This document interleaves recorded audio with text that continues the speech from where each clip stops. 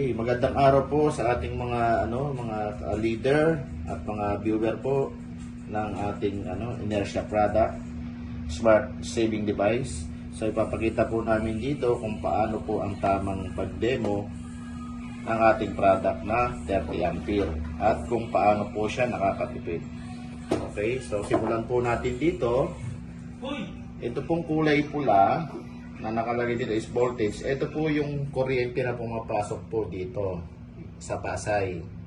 Okay? Ito naman po, yung nasa gitna, yung pong ating amperahe. Bawat appliances po na pinapasok natin, meron po siyang amperahe. Okay? Ito naman pong kulay green. Ito po yung total consumption na bawat po isaksak dito sa ating outlet. Considering, ito po yung ating metro ng Meralco, kinonvert po namin siya sa digital, ito po yon. Okay?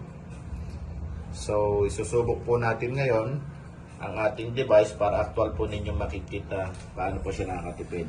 So, ipaalala ko po, ang ating pong device is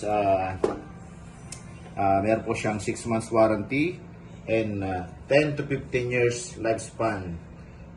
Ito po ay Japan technology, and then gawa po ng ating Filipino engineer na napakaganda at sadyang ginawa upang makatulong po sa ating mga kababayan na Pilipino at saka maging na rin po business natin. Okay? So, simulan po natin ang pag-demo para sa ating po mga leader at saka mga viewer. Ito po ang ating sample ng i-demo ngayon, ang ating electric fan. Okay? So, isaksak po natin siya dito sa loob. Yan. So, i-start ko po. Yan. So, kung tignan nyo po, naka-number 3 po ang ating electric fan. Yan po siya para makita nyo po mabuti. Okay? So, nagpo-consume po siya ng 52 wattage. 23 ampere po itong ating electric fan. Yan. So, hindi po nagbago ang voltahe. Same pa rin. Nakagaya kanina. Yan. So, from 53 na wala po siyang power saver, papakita po natin na lagyan natin ng 30 ampere smart saving device inertia. Yan.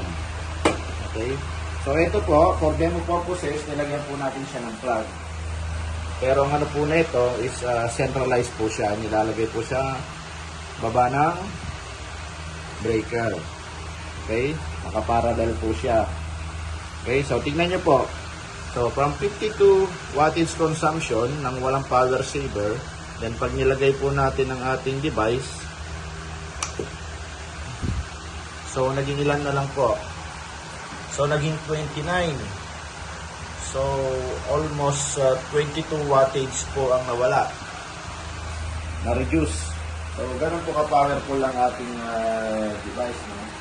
Wala po siyang pagbabago sa voltage. Yan, tignan niyo po. 228 voltage pa rin siya. Yan. So, ganun po kagaling ating device. So, subukan po ulit natin tanggalin. Pag wala po siyang power saver, bumabalik po siya sa ilan. So, 52, 53. Yan. Okay. So, ilagay po ulit natin ang power saver natin. Inertia. So, naging 29 po. Napakalaki po ng ating masisave. Okay? Napakaganda po ng ating power saver. Ayan.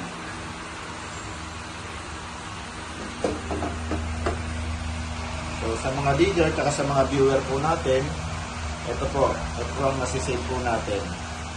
From 52, naging 29. So, almost 20 plus wattage consumption po ang natipid po natin. Okay, meron po siyang 6 months warranty. Ang power corrector po nito is 1 to 3 months. Yan.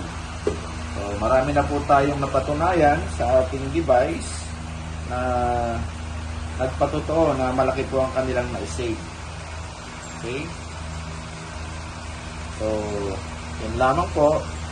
At maraming salamat. Magandang araw. Ka-Inertia.